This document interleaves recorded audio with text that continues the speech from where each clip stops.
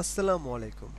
আজকে আপনাদের দেখাবো একজন ইউসিএফ কিভাবে ইউনিয়ন ওয়াইজ ভোক্তা সংখ্যা সেট করতে পারে, অর্থাৎ তার উপজেলায় ইউনিয়ন ওয়াইজ ভোক্তা সেট সংখ্যা। প্রথমে আমি ইউসিএফ এর আইডি দিয়ে এবং পাসওয়ার্ড দিয়ে লগ ইন করব।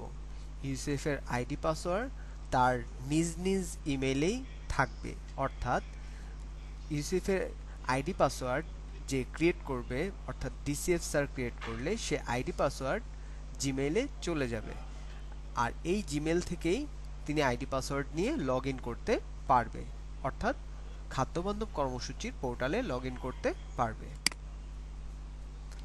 এখানে অ্যাডমিনে দুঃখিত, এখানে ভোক্তার প্রাথমিক তালিকায় যাব, গিয়ে ইউনিয়ন ভিত্তিক অনুমোদিত ভোক্তা যাব। এইখানে গিয়ে একটি ইউনিয়নের জন্য সরবরাহ ও বিতরণের বিভাগের তথ্য অনুযায়ী আমি যেহেতু এখানে ইউসিএফ রূপসা অর্থাৎ উপজেলা খাদ্য অফিসার রূপসার আইডি দিয়ে প্রবেশ করেছি, তাহলে সরবরাহ ও বিতরণ বিভাগের তথ্য অনুযায়ী রূপসার উপজেলাতে মোট ভোক্তার সংখ্যা ১০০ জন, অর্থাৎ প্রতিটা উপজেলা অনুযায়ী একটা মোট ভোক্তার সংখ্যা সিলেক্ট করা থাকবে। মোট ভোক্তার সংখ্যা সিলেক্ট করে ওই অনুযায়ী আমরা ইউনিয়ন ওয়াইজ অথবা ইউনিয়ন আকারে প্রতিটা ইউনিয়ন ওয়াইজ বিভক্ত করে দেব, অর্থাৎ ভোক্তার সংখ্যাটা ঠিক সর্বমোট ভোক্তার সংখ্যা অনুযায়ী আমার প্রতিটা ইউনিয়নে যতজন ভোক্তা থাকবে ওই অনুযায়ী আমরা সেট করে দেব। সেটা কিভাবে করব? ধরুন আমার রূপসা ইউনিয়নে ১০০ জন ভোক্তা রয়েছে। এখন এখানে মোট ৩টি ইউনিয়ন রয়েছে।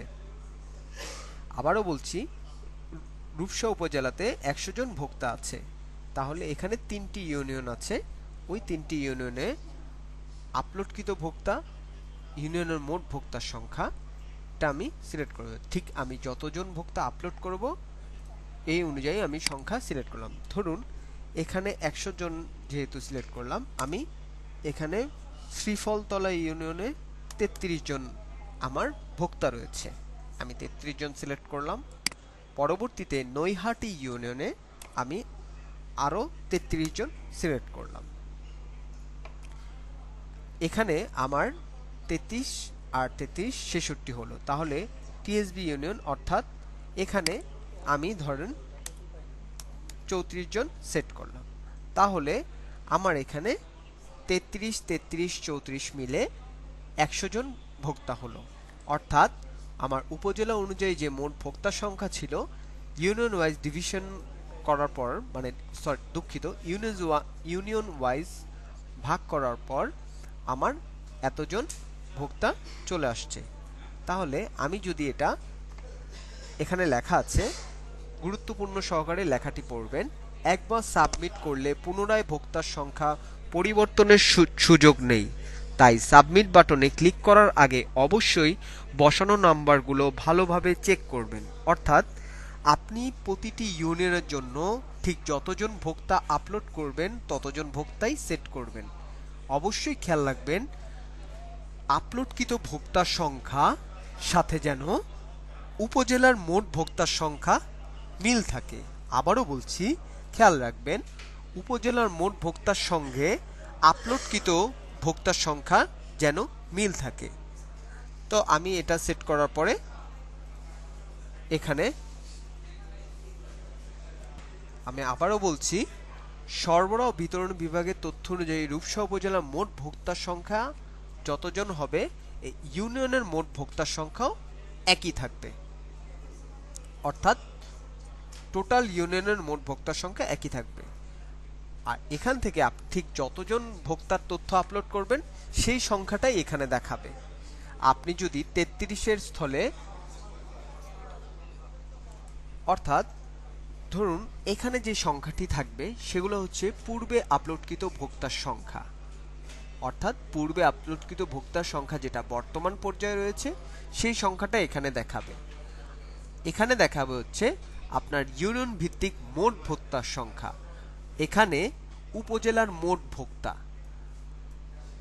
এই উপজেলার মোট ভোক্তার সাথে ইউনিয়ন ভিত্তিক যে মোট ভোক্তা রয়েছে তাদের সর্বমোট মিল থাকতে হবে। যেমন এখানে 100, এখানেও 100, তার মানে উপজেলার মোট ভোক্তার সাথে ইউনিয়নের টোটাল ভোক্তার মিল রয়েছে। এটা হচ্ছে বর্তমানে আপলোডকৃত ভোক্তা সংখ্যা, অর্থাৎ পূর্বে যে সকল ভোক্তা আপলোড করা হয়েছে এখানে তাদের সংখ্যা শো করবে। আবারও বলছি, একবার সাবমিট করলে পুনরায় ইউনিয়নের ভোক্তার সংখ্যা পরিবর্তনের কোনোরূপ সুযোগ নেই। তাই সাবমিট বাটনে ক্লিক করার আগে অবশ্যই আপনার বসানো নম্বর এবং মিল যাচাই করে নেবেন।